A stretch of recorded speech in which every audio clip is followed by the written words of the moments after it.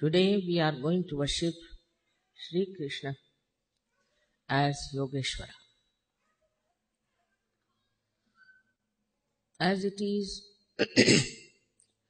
you know that Vishnu's first incarnation as a human being was Vamana Avatar. And then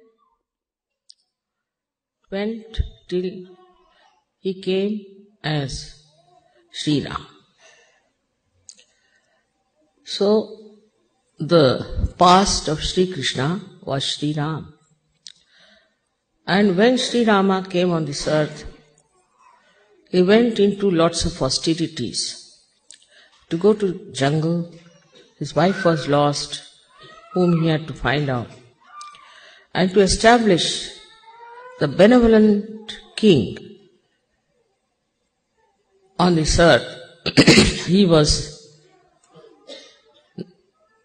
made the king of Ayodhya. But all his life, it was a struggle and austerities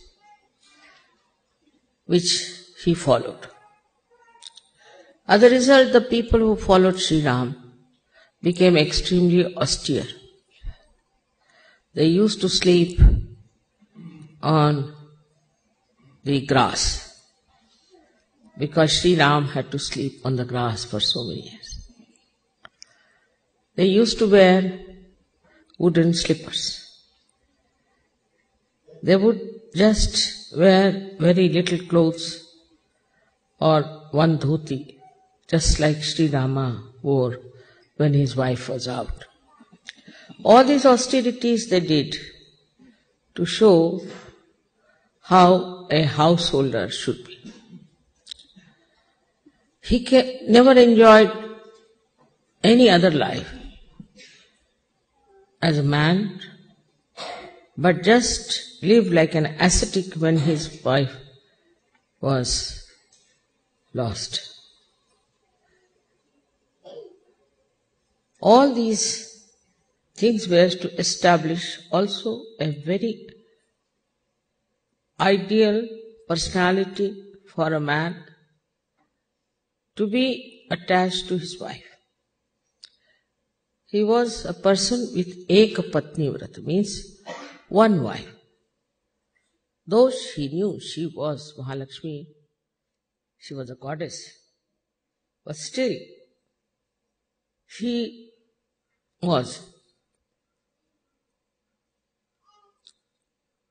forced to do things because he wanted to show how a benevolent king should be.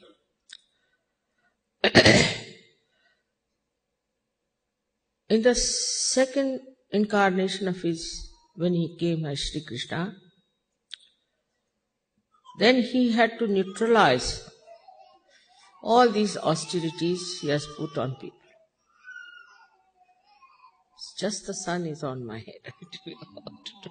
The sun won't leave. Can you push it somewhere a little bit? This is sun. You know, exactly at this time I have to be here to face the sun. कहाँ रखें?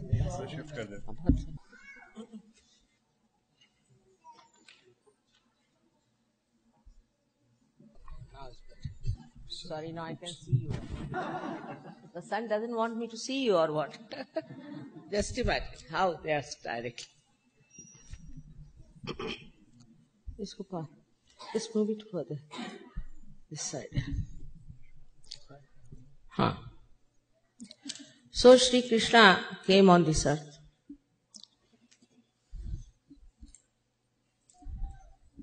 In his childhood, he had to also face lots of problems which he surpassed. And he went and killed his uncle, as you know very well, who was a Rakshasa. After doing all this, then he went to Dwarika, which he built. Now they have found out there is Dwarika. and he became the king of Dwarika.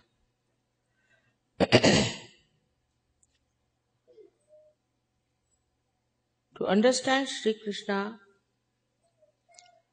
in Sahaja Yoga is much more subtler than the stories that they tell. Can you move it? The stories are there, but behind these stories, as being Sahajogis, you have to see the subtle things about his incarnation. So the first one was, he was Leeladhara. Means the one he said, this is all a play. That means you have to become a witness. So he said that your mind should become just a witness. At Virata stage, he becomes Akbar. And at that stage, he is the mind, the brain of the great primordial being. So first he thinks that we have to become witness of the drama. And we should not get lost into the Maya. If you are a witness, you can see the Maya, how it works. So the first subtle nature of Sri Krishna was to create a Leela, to neutralize all the austerities created by the incarnation of Shri Ram. But the second great quality that he had is also to put the Maya on people. So if he is the brain, our brain should become a Sakshi, should become a witness the play. It should not take anything as something extremely serious. When you look at things as Sakshi Swarupa, as something that you are watching a drama, you may for the time being feel that you are Napoleon or you are the one who is acting. But after some time the play is over, you know it's a play. So to reach that state, you have to become thoughtlessly aware. Because we think from our brain. And this brain goes on thinking, creating a Maya. And playing into Maya. Now, here it is when you are a realized soul, you should see through the Maya. Everything that I am doing, what you are doing, should be understood very well if you are really the reflection of Sri Krishna's brain. So in your brain, there should be no worry. There should be no stress. There should be no problem. Because you are just watching everything in thoughtless awareness. So when you are thoughtless awareness, means when your brain is just in the state of witness, you understand everything that is divine. I'll give an example just now. Happened. I got into the car and they didn't know where to go. We went on to wrong road. Then I told him, go this way. So he was wondering how mother knows. I said, vibrations. Through vibrations, I could feel they are all there sitting there. We came round. Unless and until you are thoughtlessly aware, you cannot grow. That is first thing. And secondly, unless and until you are thoughtlessly aware, you do not know the absolute truth. Through your brain only you will know. You don't have to put your hands, you don't have to ask questions, but it's like a computer that works.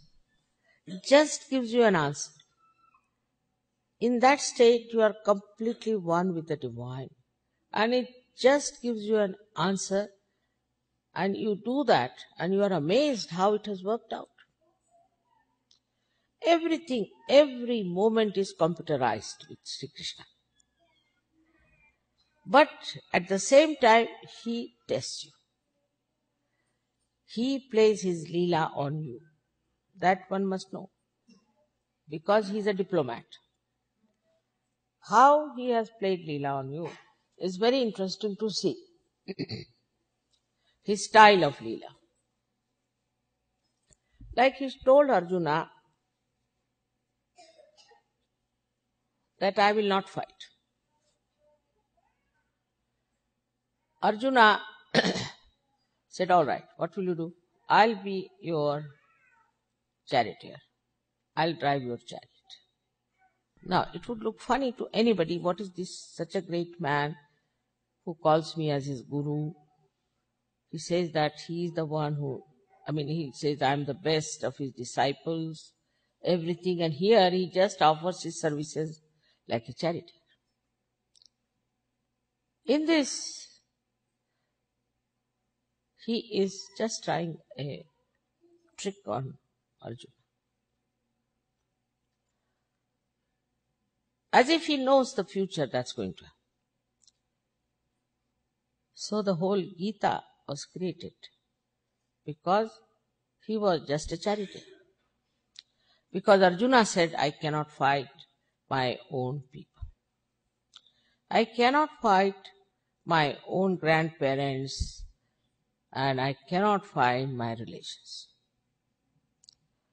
Now, if you say that Gita is for peace, it is not. It is not for peace. What he says that they are already dead, whom are you killing? These dead people, if you are killing them, what will happen? But if you now run away from the battlefield, people will call you a coward. And what will you get? But if you fight for the religion, then you will get your resurrection. Moksha. It's a big trick in all these things. Same was said by Muhammad Sahab, and same the Christians did. Same about the Hindus. That they all feel they are fighting for dharma. In Arjuna's case, it was a clear-cut case.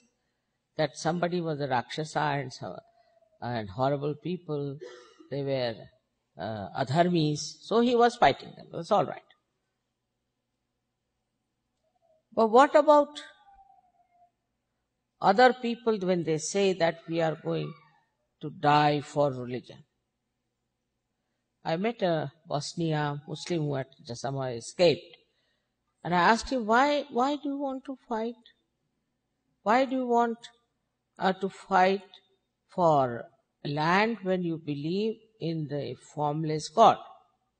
He says, written in Quran that if you fight for religion, then you will get your moksha. Exactly the same Shri Krishna is. But where is the mistake? The mistake is, what is the dharma? Are you dharmic? Are you standing in dharma? Then this fight was in those days were with weapons. So why did Sri Krishna not take a weapon in his hand? This is the second. Firstly, nobody has dharma. They are all adharmis. They may call themselves Hindu, Muslim, Christians, and all adharmis. They don't follow the religion. And secondly, they are killing each other only. One adharmi killing another adharmi, or maybe in between themselves they are fighting. Everybody is thinking, I am right and whatever I am doing is the right thing. So the first condition is put that for dharma you have to fight. So first one should find out, are we fighting for dharma? But he was even subtler. He didn't take any weapons in his hands, nothing. He was just holding the reins of the chariot. Because Shri Krishna is the mind, is the Virat, is the great mind. He doesn't need any weapons or such. But what he did at that time, he used his mind for a very, very profound knowledge. To explain Arjuna, imagine in the war field, he didn't make him sit down, all right, you are my Shisha, you sit here, I'm your Guru, I'll tell you nothing. In the battlefield, you see, when everybody was there to fight and they were about to start the war, he starts telling very patiently to Arjuna at that time. Now what is he doing there? He's not using any weapons, nothing. He is doing counseling. Counseling to Arjuna, telling him, now see his subtle brain. He introduces in the first chapter only that you have to go higher than what you are. And then he gives him the definition of a person who is an enlightened person, which is a sthita prajna. I mean, normally a businessman will start from $1, then $100. You see, the other way around. But he told him, first thing, that you have to become a sthita prajna, otherwise it's no use. Unless and until you become sthita prajna, you cannot have dharma. This is the point. To understand Shri Krishna, you have to really have a very subtle brain, otherwise you cannot understand. So he tells that you should give up this kind of a moroseness that is developed in you. Kaivalya, we call it.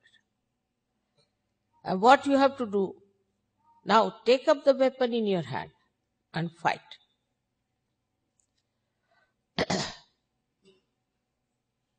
So then he asked him about other things. What about that? You are here telling me that you should become Nishkriya. That means no work. Your karmas become akarmas. You are talking like this, and why do you want me to kill these people? That is a karma.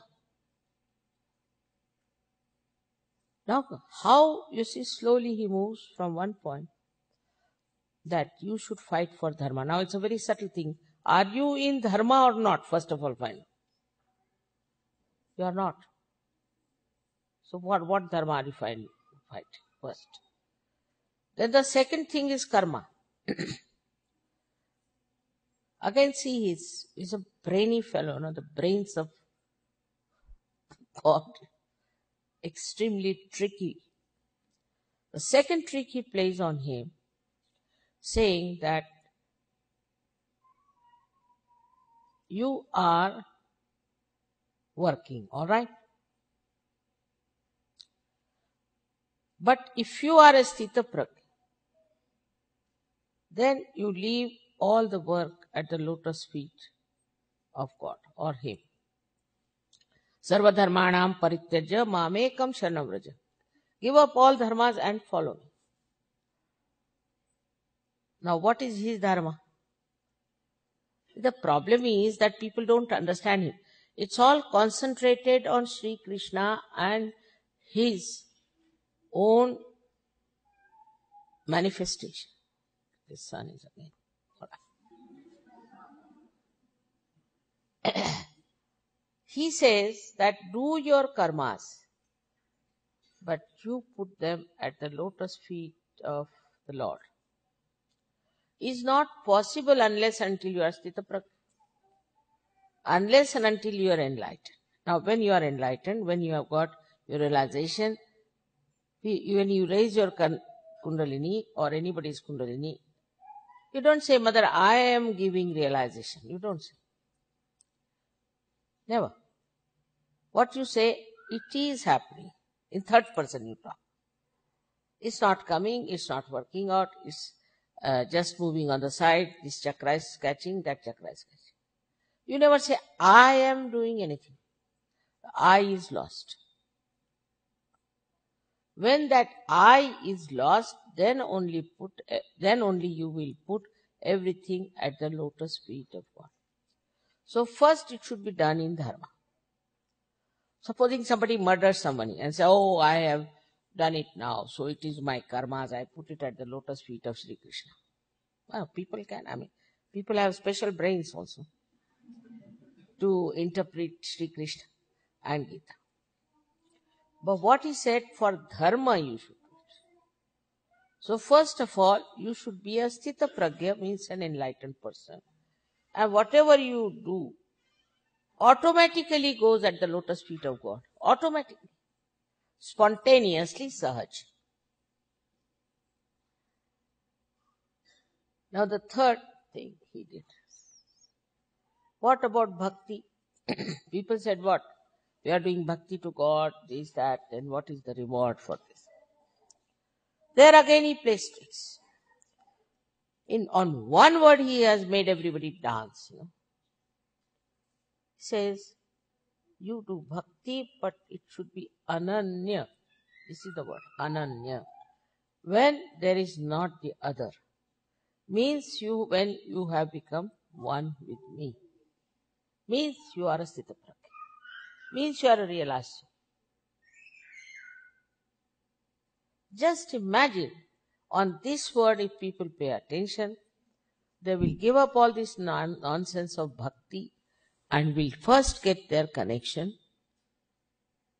when they become ananya and then do the bhakti. Because Sri Krishna knew human beings very well. I think he knew them better than Christ. Definitely. Because Christ was straightforward. He said, take out your right eye, throw it up. Take out your left eye, throw it up. Cut your hands, throw it up. Same with Muhammad Sahib. Who will do that? So Sri Krishna was very clever. He said, straightforward they will not understand. So give them in such a way that they will go on doing and doing. We are doing so much bhakti. So many people come and tell me. Even this Hare Ramas, they are developing now throat cancers. So they are saying, Mother, why it is throat cancer to us? We are saying the name of Shri Krishna. Because you are not connected. Now supposing I even want to meet the president of this country. I'll have to go through such a protocol. I may not even meet. But this one is the God of gods. He's the president of all the presidents. If you have to take his name, if you go and take name of Clinton and go and say, hey, Clinton, they'll all arrest me.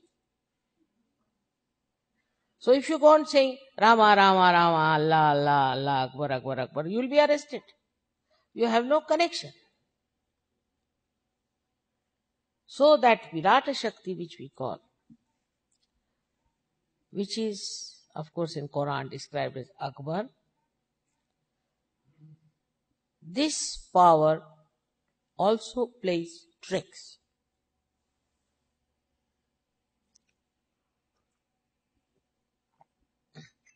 As a mother, I have to warn you that nothing will work out unless until you are a realized soul. Nothing will work out. Now for realization, he has said you have to become. But he didn't say at that time how you will become, what will work it out. Because you see, sort of, if you go to college, all the knowledge is not given in first year. Something is given, then something in second year, then in third year. Now in the seventh year, now Sahaja Yoga has come to tell you everything. Total. He is totality, but he doesn't give total knowledge. The whole knowledge of Gita is nothing but trick that he has played with human beings who were stupid and would never have understood him if he had told them about Sahaja. Even today I meet many like that, of course. But so many he could not have got at that time. So they didn't talk about Kundalini. This much, so far, and that's all. Same with other people. The kind of disciples they had, the kind of people they had, they could not tell them everything about their ascent because they were not ready. They were not of that level. Their brains were not that developed. Now in this Kali Yuga, when I am starting this work, I find the brains are overdeveloped. And so much so that overdeveloped brains become stupid, naturally. Overuse of anything makes you stupid. And they become absolutely stupid. Now, how can you tell them such a subtle knowledge who are stupid people? What is the way? If I had talked like Shri Krishna, it would have been just a waste of my energy and your energy. Half of you would have gone off to sleep. So I said, first of all, let me connect them to divinity. If I could connect them to divinity, little bit, then they will understand. Because that will enlighten their brain a little bit. And they will know that there's something more than what we know. And that's how it is going to work out. So the subtle system of trickery of Sri Krishna has helped a lot, no doubt, that people are realizing that there's something missing in it. Even of Islam. Islam means surrender. But surrender to whom? To mullahs or to whom? The problem started when hierarchy started like that.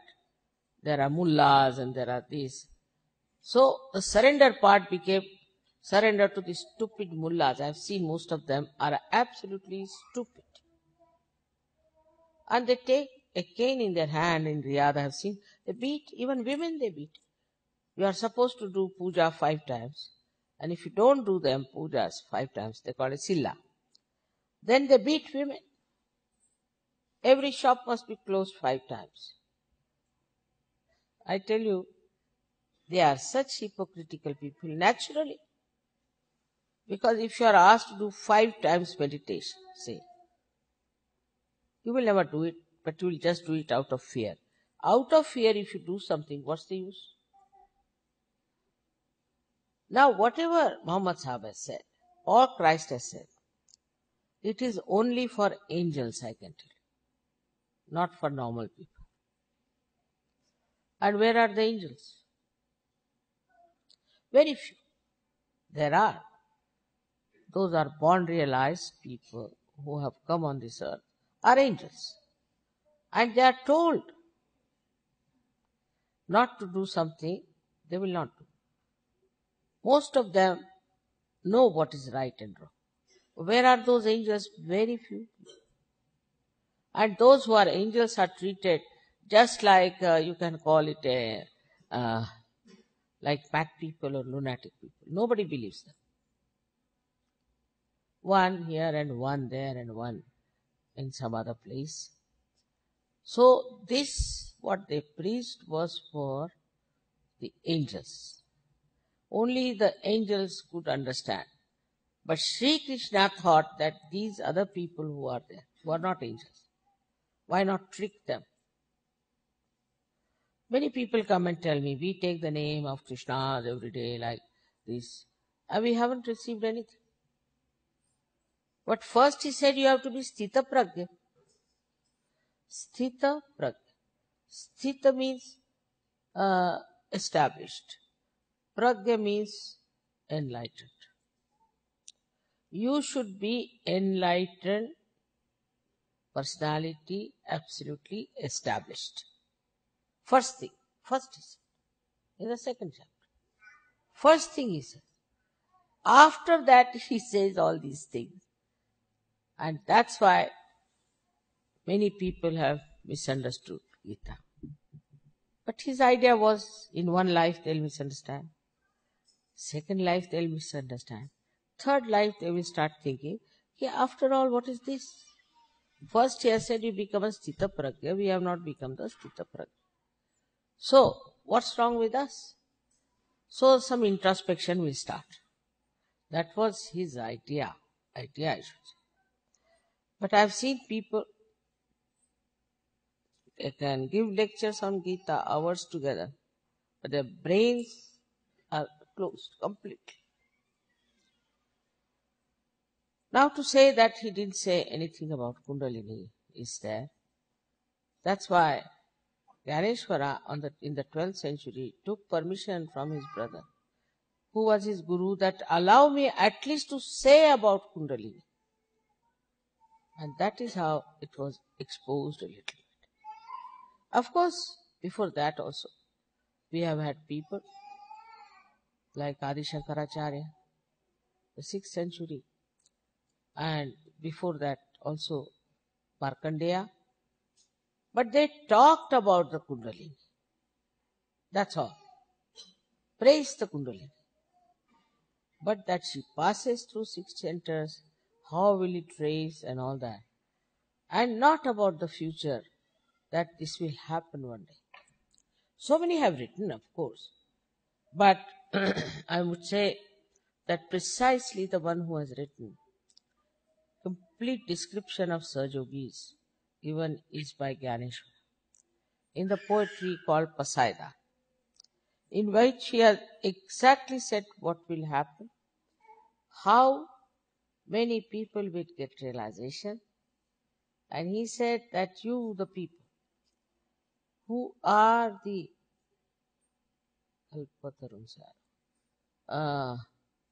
forests of the trees, boon-giving trees, kalpataru, boon-giving trees, you rise and give it to others. Then he says that you are the oceans who are giving ambrosia talks. He had described you in such a beautiful manner that you should read the translation of Pasaidan, and then you will know what you are, how you have been praised by him. And he said that you will lose other relationships, and the only relationship will be these. They will be your real relations. To say all these things, to have such a vision, he must be a great incarnation himself. So, this is how in Gyaneshwari, which is a commentary on Gita, he has put in the 6th chapter. Now, it's a commentary of Gita, but on the 6th chapter he said how you can get your realization about Kundalini, how it will work out. So, gradually it was all unfolded. And gradually people also developed their spiritual strength to understand. Supposing I had started Sahaja Yoga even 100 years back, I would not have even one single disciple, one single Sahaja Yoga. The reason was the people were all right, they were on value system all right. Their life was very much satisfying, they were very peaceful, they were just interested in some horses or something like that. But now, you find people are so much disturbed, so much in trouble, so much in chaos. This in Kali Yuga is the height of Kali Yuga now.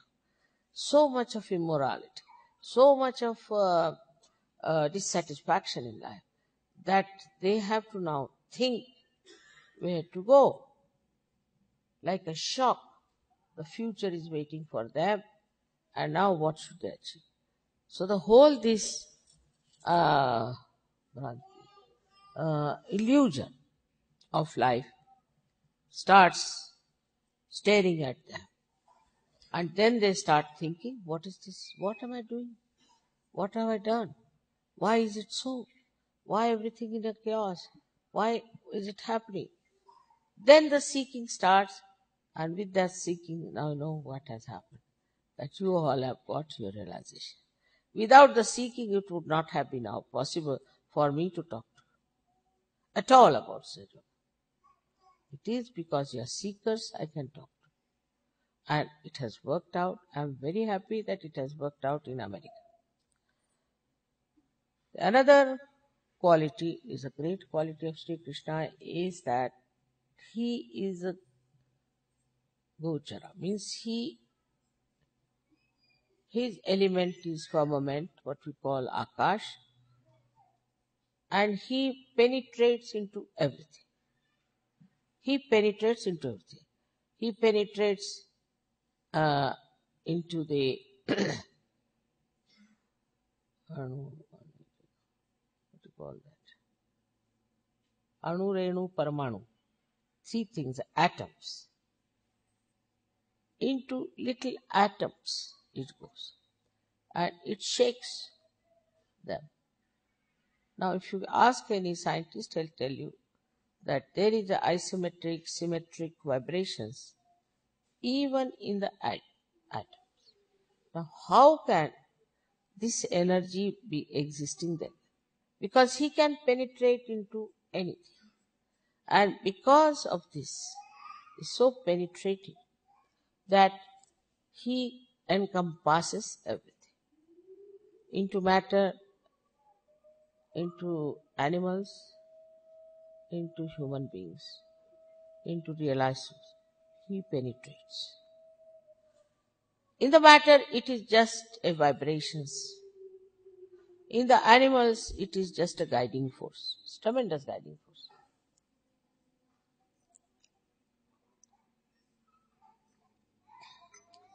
Like birds from Siberia flying down to Australia. Who gives them the sense of direction? We never think about it. There are so many things animals are doing. They have such a sense of understanding. Like a tiger in the forest. All the animals know that there is tiger in the forest. They are all quiet, respecting their king. He kills, say, one cow or could be some animal. They just respect him. The thing what she has killed is left for one day. Nobody touches it. See the protocol. Now when he comes back next day, he eats to his own satisfaction. Then the tigress, then the children, they eat. Once they have finished with it, then one by one, in the order of protocol, all the animals eat that animal. The last of all are crows, which are perhaps vegetarians, I should say. But the protocol is maintained. If a lion is sitting, you can make it out, there won't be even a little sound anymore. So it guides the animals, and the animals keep their character. They are not like human beings. For example, a snake is a snake and a tiger is a tiger. But human beings can be snake, tiger, leopard, anything together. They might be dogs, they might be small little worms, they could be anything. Combinations of so many things. Because they have passed through these yonis, as they call them, the species. So all these kind of permutations, combinations inside of the past is existing. And if somebody can take you to your subconscious, I have seen this. People start barking like a dog, and sometimes they behave like tigers. This can happen. All this is within us, the past, with all these complicated personality. Some are like owls, always very serious, hawk-like. Some are like chirping birds. But there are so many combinations they have in them that it is very difficult, to make them little straightforward. They are so much entangled. First to remove all the entanglement and then to raise the Kundalini. The best part of the organization is, which is made, that consciousness is vertically placed. Subconscious and supraconscious. Supraconscious right hand side of yours and the subconscious left hand side of yours. And in the central, the path is left. This is the Sushumna path. It is the Mahalakshmi's path. It is the path which leads you to the state of Virat, to the state of your brain. So now the combination of three things work out. The brain is the Virat, heart is Shiva, and the liver is Sadashiva, is Brahmadeva. All these three powers are there.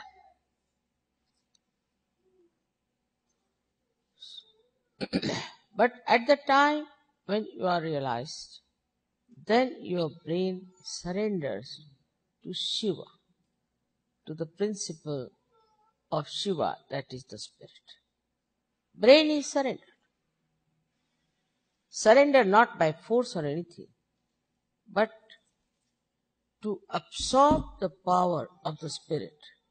The brain gets surrendered completely to the spirit, so that the spirit enlightens the brain. It is the enlightenment of the brain that gives you all this subtle understanding. It is to make your brain understand there are so many blissful happenings. People are blessed once, twice, thrice, then they are surprised. The brain starts thinking, how did I get this blessing? How did it happen to me? How could I get my transformation? So slowly, they start trusting their heart, means they start trusting their spirit, they start trusting their devotion. And this is how the bhakti is absolutely done without any desire, without any asking, without any obligation, just in oneness. Because the brain joins hands with the heart, we can say. Now also the Brahmadeva becomes surrendered. As a result, what happens that your liver is surrendered to your brain. When this happens, when your liver is surrendered to your brain, whatever you do is all enlightened work. Whatever you do, whether you sing, whether you are a government servant, whether anything, whatever you do with your brain, anything, through the Swadhisthana or through the Brahmadeva, it is an enlightened work. As it is the brain which is enlightened, which is connected with this all-pervading power. Whatever you are doing, whatever your ideas are, being absolutely enlightened means that you achieve them.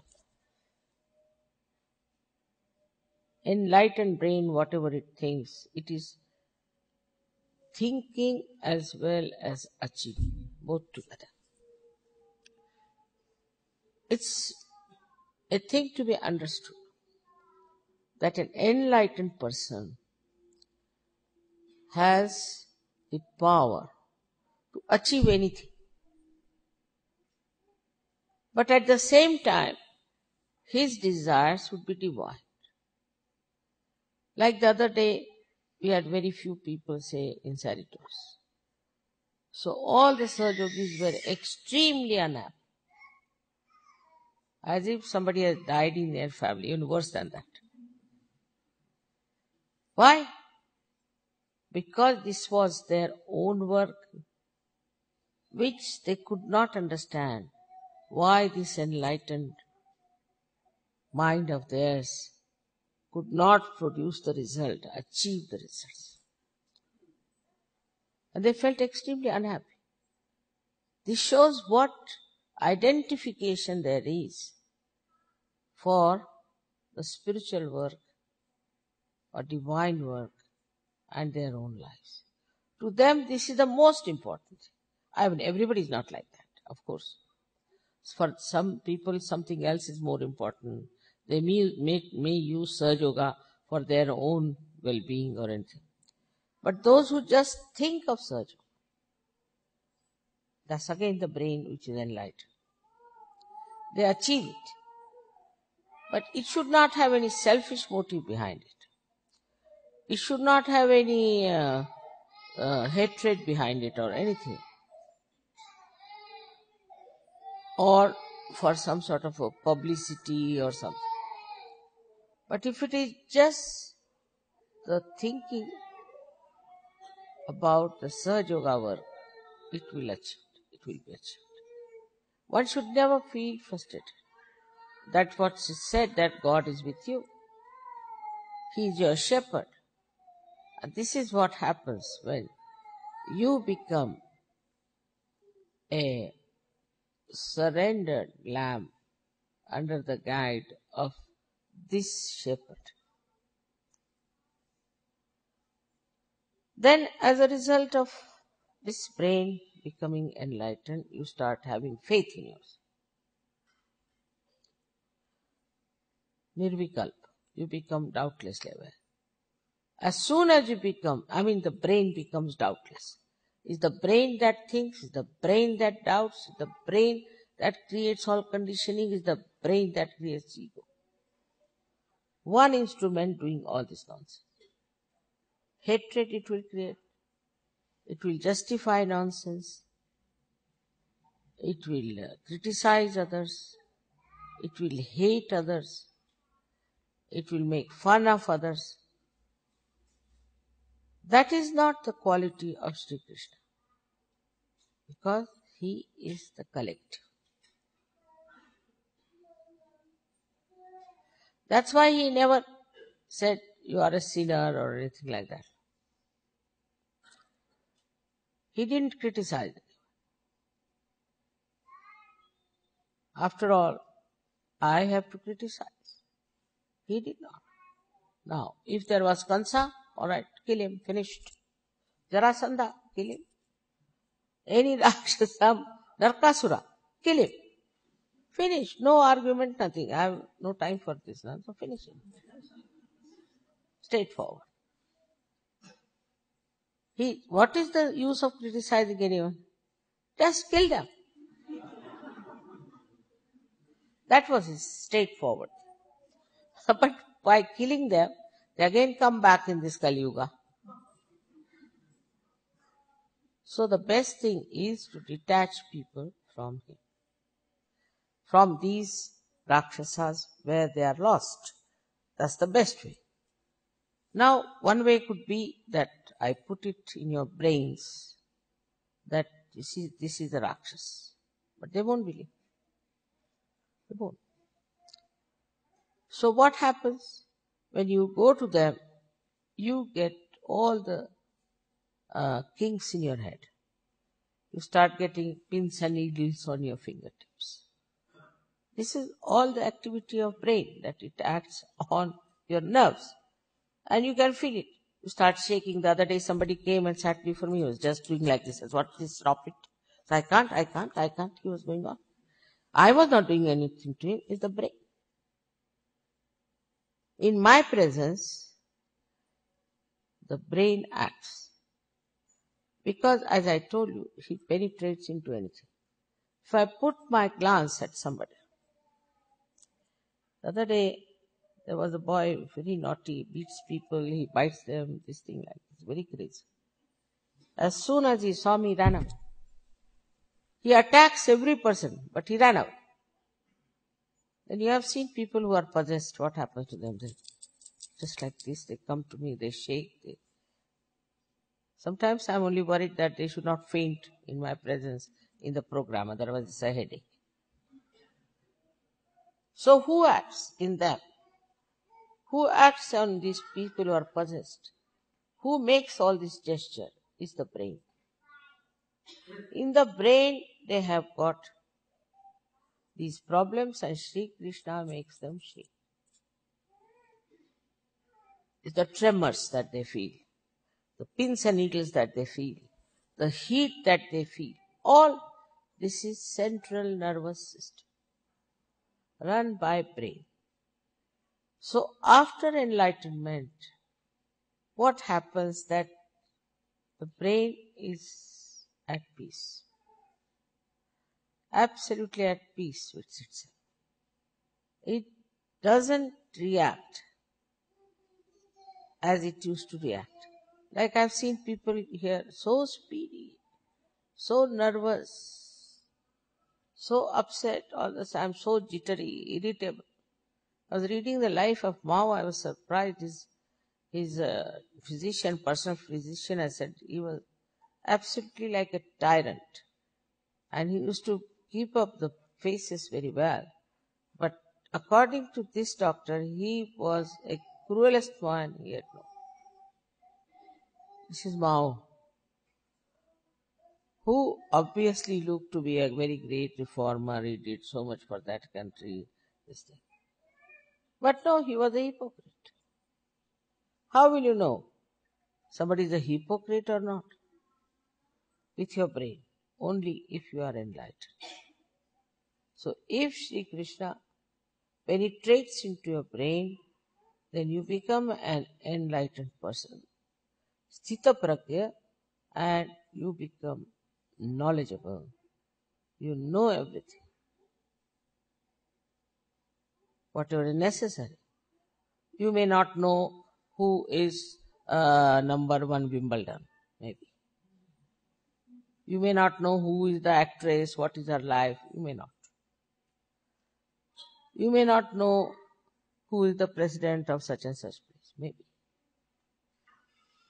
But you will know whatever is necessary for you to know.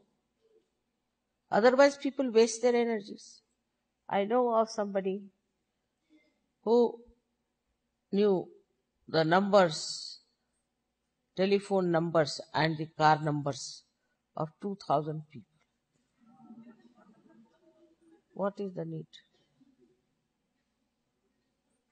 Something like that. All these stupid things is a waste of mental energy. But a sthita pragya does not. He is concentrated onto his own knowledge, onto the divine understanding.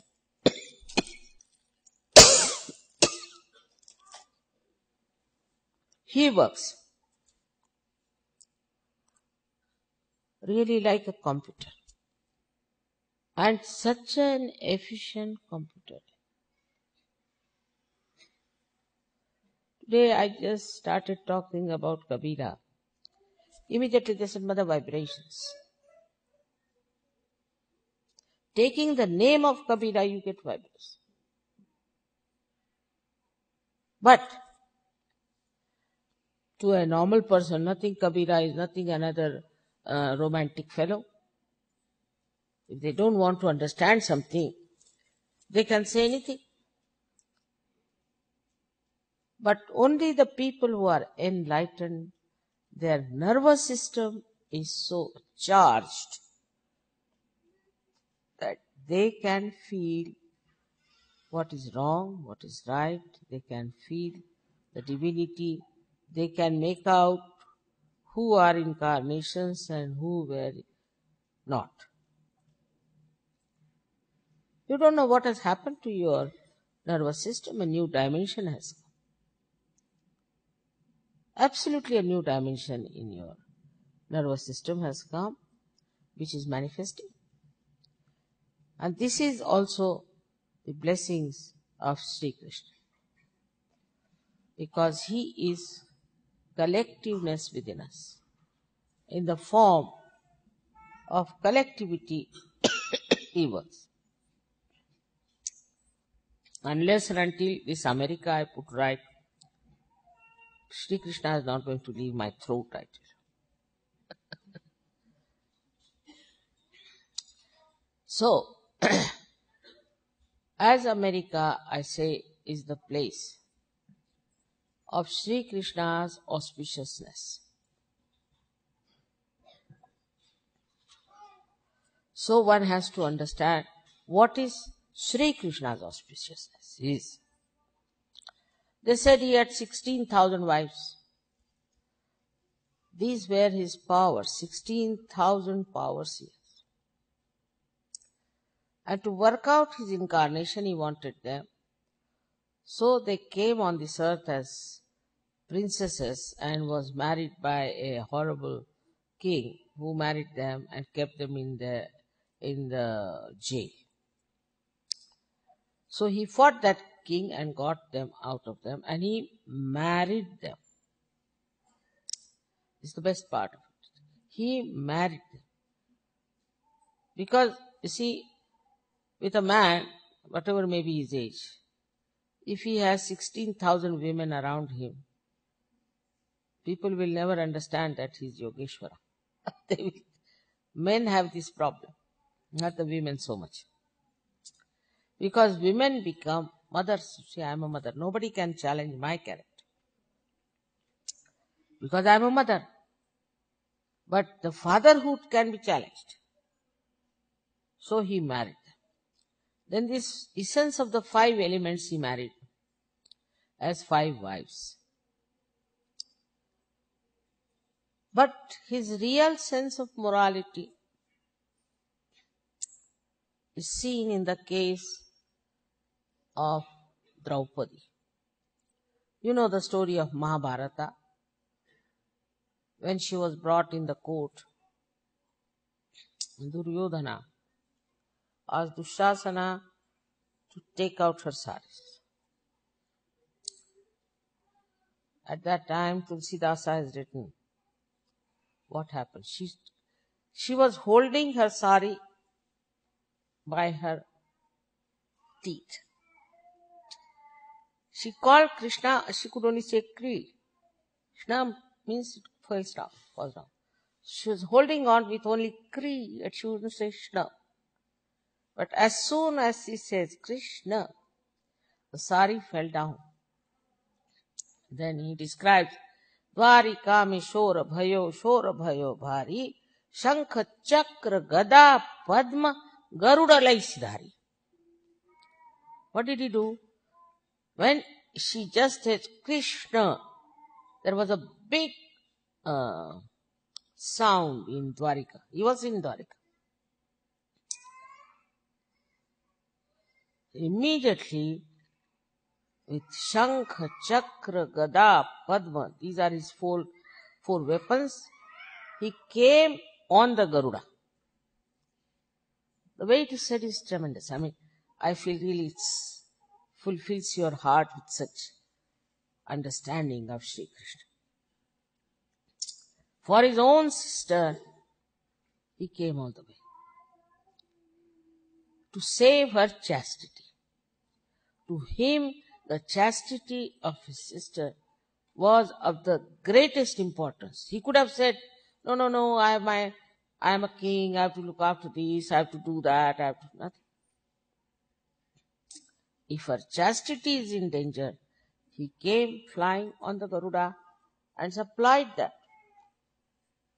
And this fellow got tired pulling out her saris. I think he must have borrowed saris from me because I have too many saris. One after another, one after another. He made a pile of saris. He got tired. He could not make her nude. The chastity of Draupadi was of such a height. And how Sri Krishna tried to save it is remarkable. So this Yogeshwara Shri Krishna is also a Dhanvantari, means the doctor of doctors. He's the one who cures. You see, because it's all the brain, na? And the vibrations which flow on the nervous system. So he cures people through his brain. Now how? Say now, supposing somebody is having a problem, say, on his heart. So as soon as he puts hands to my foot, so immediately he gets problem on his left finger here. The brain is working. So in your brain, my vibrations go of Shri Krishna. And they start sending these messages. Because I am also Shri Krishna. So this computer acts and immediately you know what's wrong with that person is. He's a heart patient. Don't have to do any diagnosis, don't have to do anything. Immediately you know. And who does this is the principle of Shri Krishna in the brain of the Virat. See this? Also working for some people, I think. Now you are convinced about it. You know that it works, it acts like this, it happens like that. And how it communicates through. So this computer of mind communicates. Now in a computer, if you go, you can just press the button. Of course, it's all man-made. But whatever it is, you then get the result. Here it is not like that. It is the brain automatically gives the result immediately through the other person. And also the same brain tells you what is to be done to such and such person, how to work it out. The same brain is emitting vibrations. And those vibrations are flowing through this brain, and they are the ones who tell you what's wrong with this person.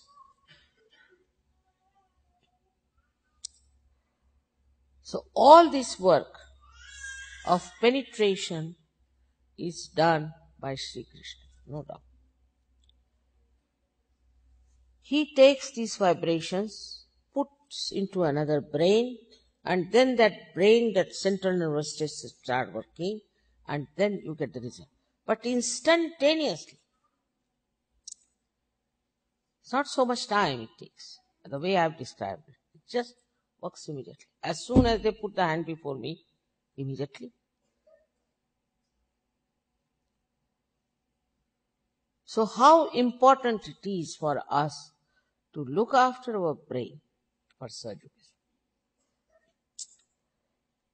I don't know in this America how far this brain is safe.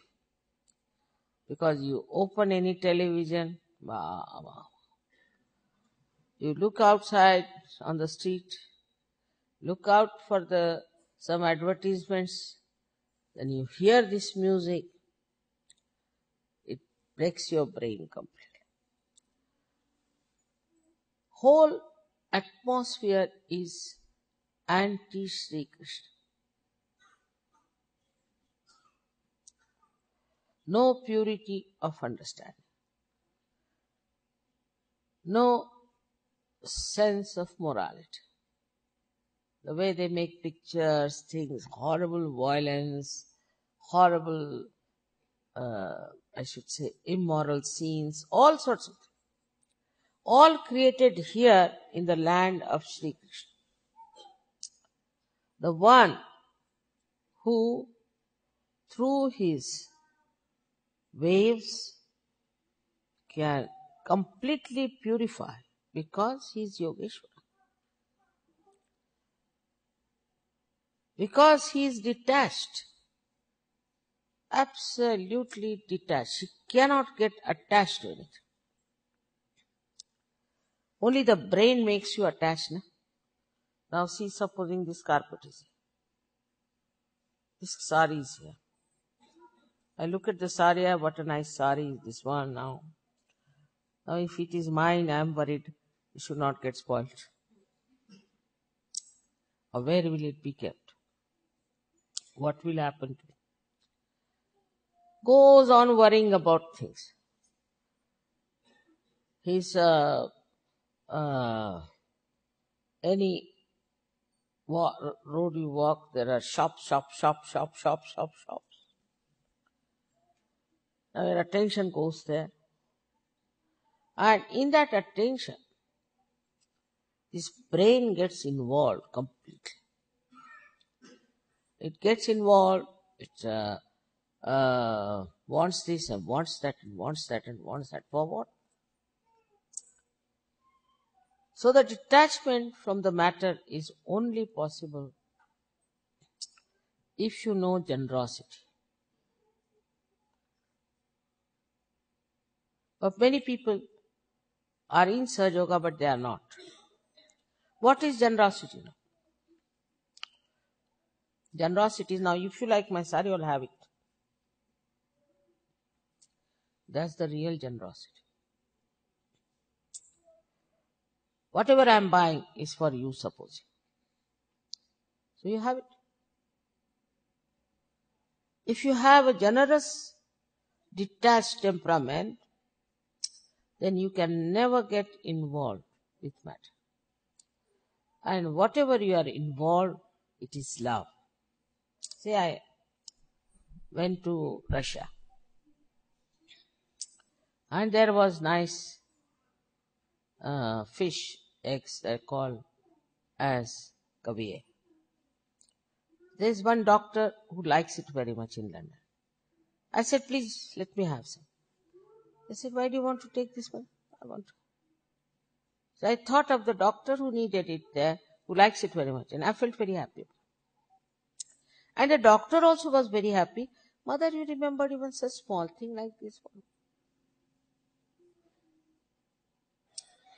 So the matter have a sense of giving very great joy to another person. If you do it with love, again I said do it with love, not with attachment, but with love which is detached. He's the one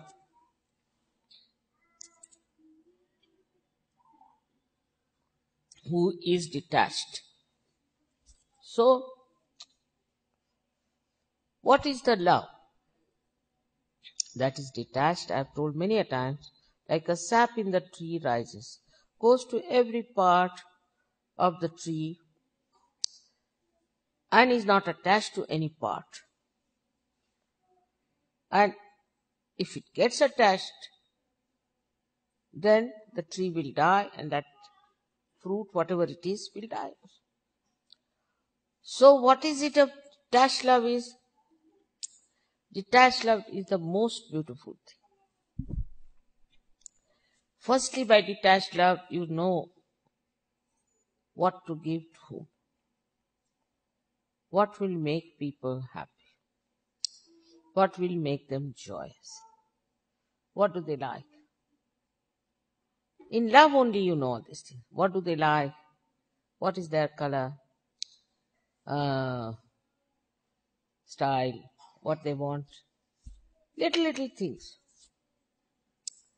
As I told you yesterday, the story of Sri Rama. Whatever is done with love, even a little thing that you know you would like, I would like to purchase. May look stupid, but I know you like it, so I'll buy that.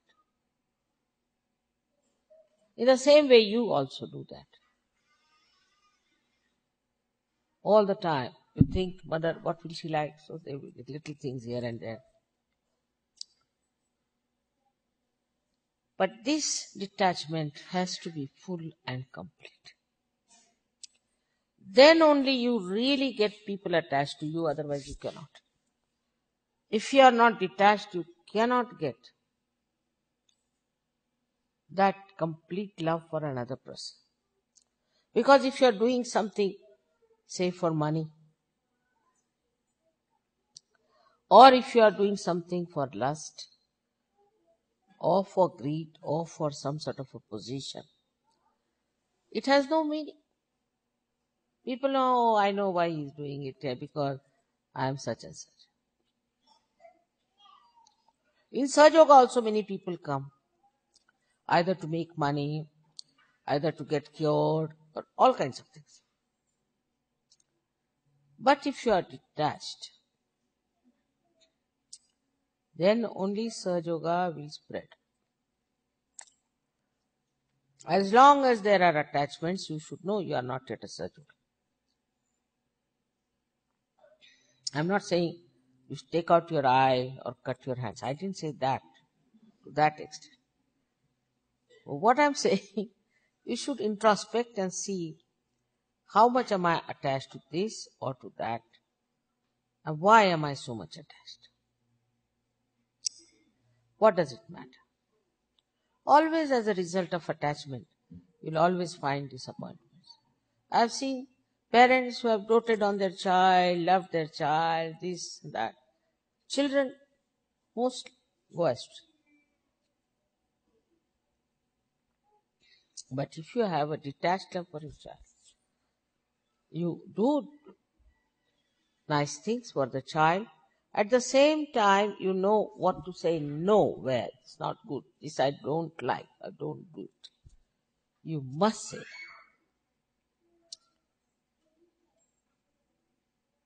But detachment is even wider than that. Like, some people are very fond of food.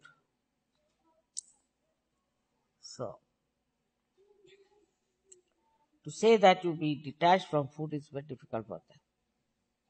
Especially at a certain age, I think they are very fond of good food and all that. Gandhiji has talked about aswad. Should not have any taste. But as you grow in Sahaja Yoga, you will find automatically it will happen. All your fussy nature about food will drop. That is another sign that you are absolutely detached about food. Now today I ate my lunch. I don't know whether it is dinner or lunch, because I had it about 5 o'clock. So I don't know which part of it is. And if I had not eaten also makes no difference to me. It doesn't make me weak or in any way unhappy. But thinking about food is just spoiling your brain. Many people just think about food. We went to their house, oh, they had made such nice thing. We went to this house, they had made such nice thing. What's the use? You already have eaten, finished, now done. Now why are you thinking about that? Or I went to somebody's house, they had given me a horrible food. Why to think of food, I still don't understand. Whatever has happened has happened. By thinking, you cannot get back what you have been eating or what you are going to eat. It's there. Whatever is there, you have to eat. You see, what can you do? For example, today they asked me, Mother, will you have hot dog? In Hindi language, it means real hot dogs. Means garam kutte, they call that. I said, all right, I'll have it. They said, all the Americans eat. All right, I am an American, give me. But when you know something will not do good to your teeth or something, you should not eat. For example, the beef is very bad for the teeth, very bad. That's why you people lose your teeth very fast. Many people ask me in the interview, are your denture your own? I said, of course, mine. They can't believe it's mine. Because I know what not to eat for the teeth's sake. But one should not be attached to an idea. That's even subtler attachments. That has really killed this world with so many problems of fanaticism, racialism, I don't know what. Now here, see the contradictions people have. They go to the sea to get darker, and they have racialism. Then why do you go to the sea? See, if you want to become darker, then why do you hate the people who are dark? Such a contradiction because the brain is not in balance. And for that, you have racialism. You become racist. If not that, you have another conditioning that there are different castes, and according to the caste you should go in India. How can there be any caste when everybody has the spirit in their heart? They won't eat from another lower caste, their higher caste, this, that. This brain is the one which creates all kinds of conditionings. And all those great saints who have lived on this earth, whether they were in India or abroad or anywhere, all of them have stood against this nonsense of discrimination. That comes from brain. Ask them, why do you think like that you are higher than others? Like the Germans think they are the highest race. Now, who will believe that bull story? I don't know. It's absolutely nonsensical story. Germans, the ones who have killed children in the gas chamber and enjoyed that, they must be the lowest race ever going. But they think they are the highest race. How can they be? Tomorrow Rwanda people will say we are the highest race because we can kill each other nicely in the open. So to think yourself to be higher than others, to think that you are more beautiful than others are ugly. All this is the brain which takes you to ego, and the ego is the one who befools you completely all the time. That's the job of Shri Krishna. The story you must have heard about Narada, who never wanted to see, he thought he was a great man because never attracted to a woman, and he was challenging even Shiva. Then Shri Krishna played a trick on him. He always plays tricks. He sent two Gandharvas to tease him.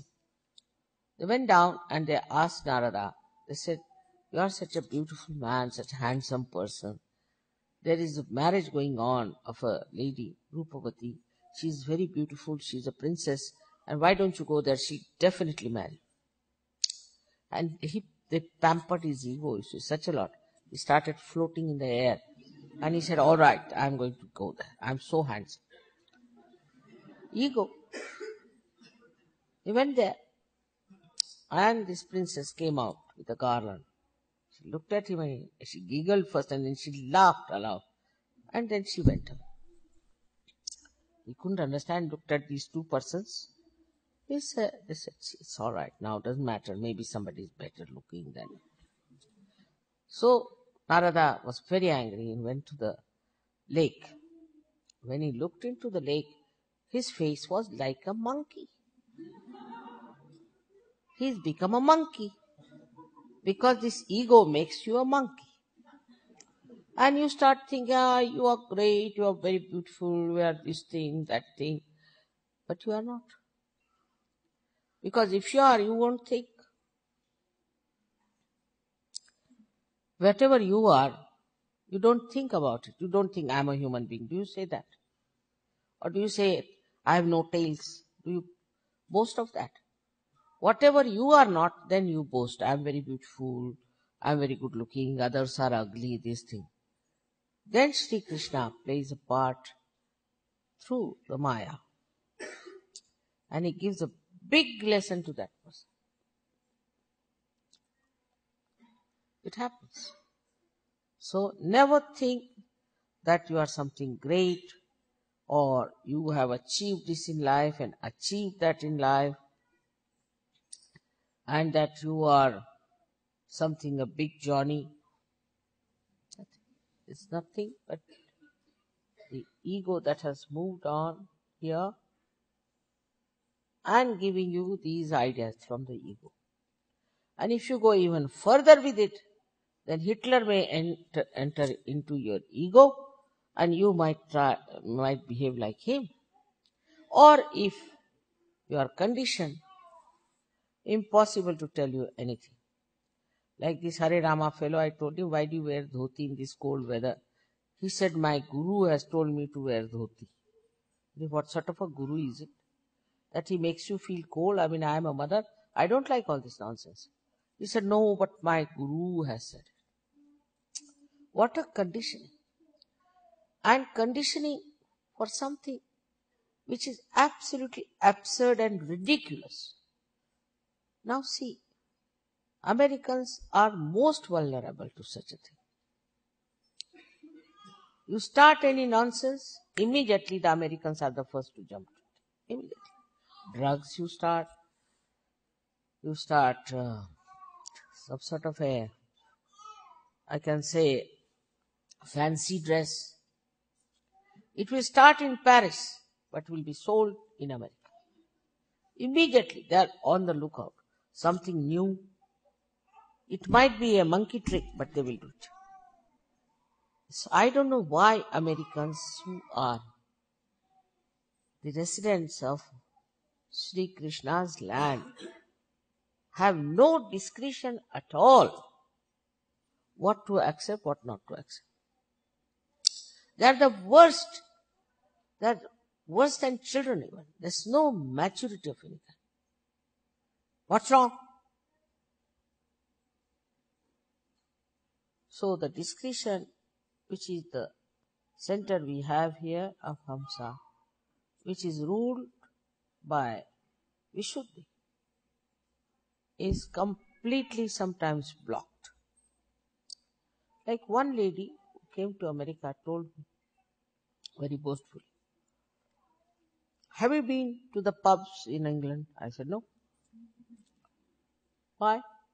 Oh my God, what pubs you have here.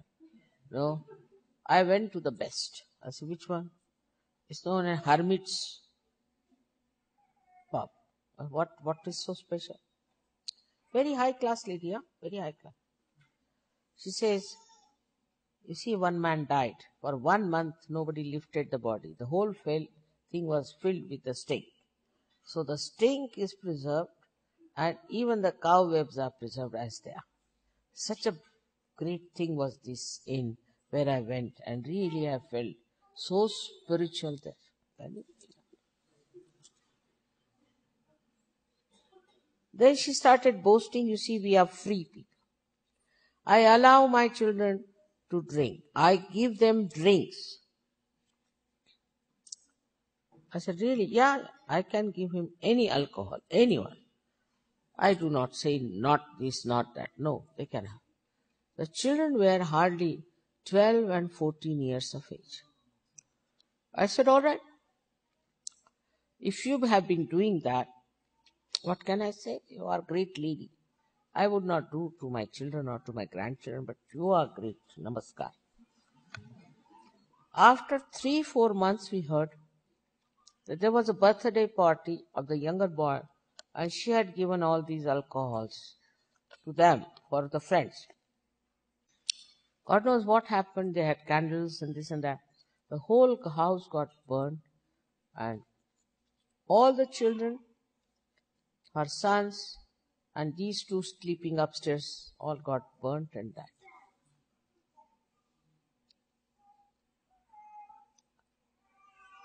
Boasting about nonsense. Like I have had 500 men with me.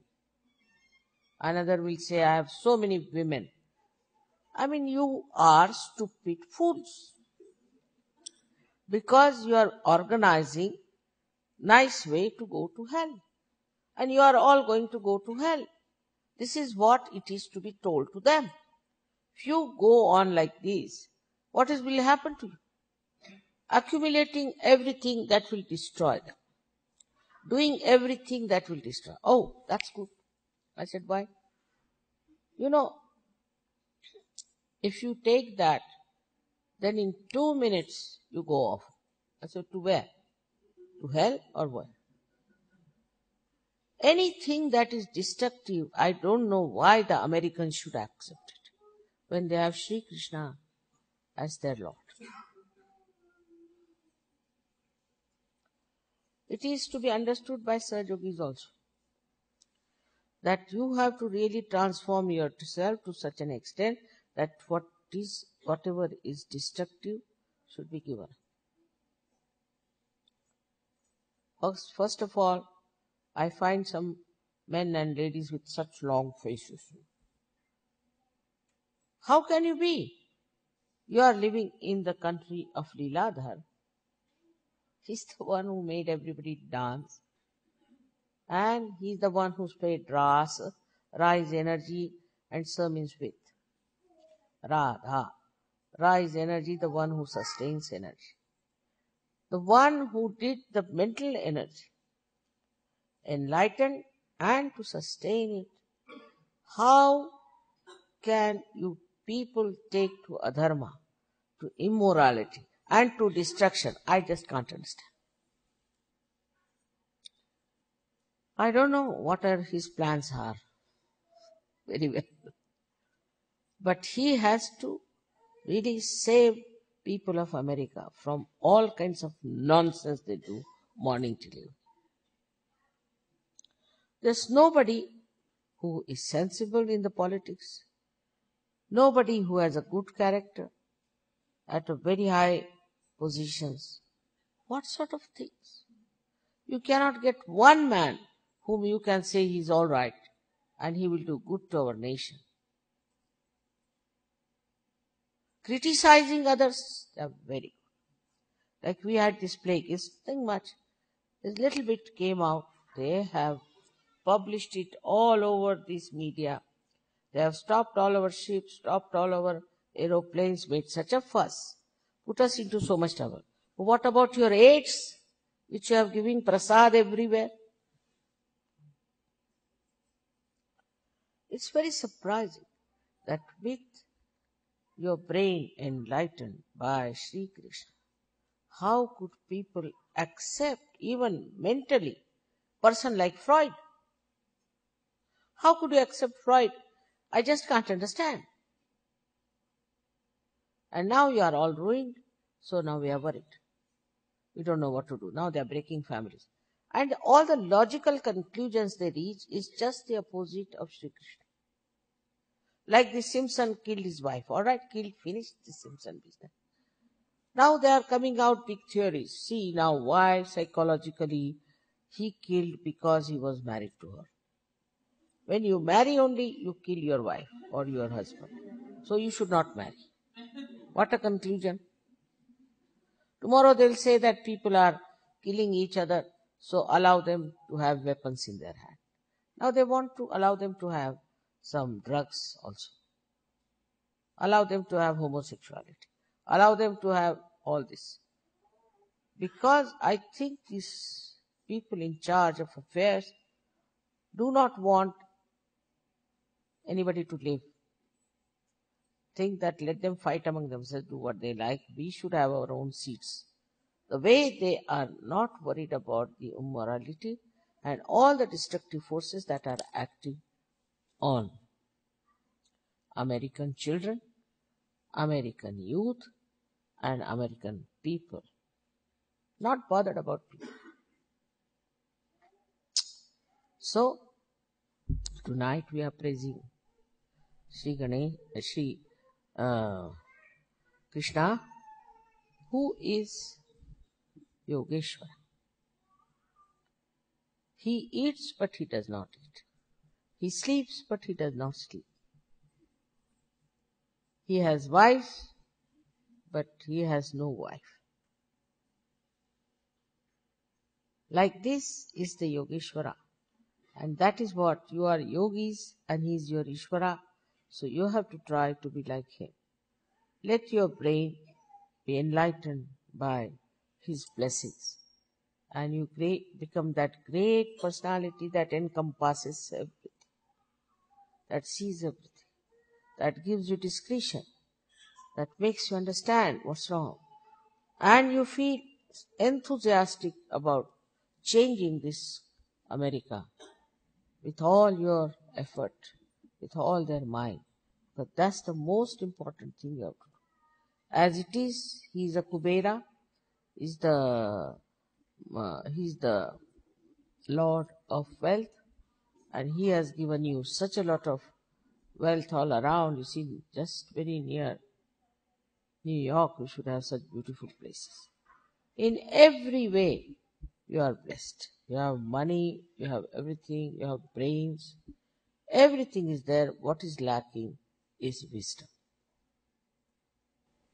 With everything with you, supposing you have a car. You have everything. Car, you have got keys, you have got much engine, you have got brake, everything. But you don't know how to drive. So what will happen? This is what it is. So as Sahajogis from America, you have a very, very, very special responsibility. Very special responsibility. Today we'll be saying his 108 names, which are well done, have come from Pune all the way. So that we'll have it first, and then a little puja of the Devi. May God bless you.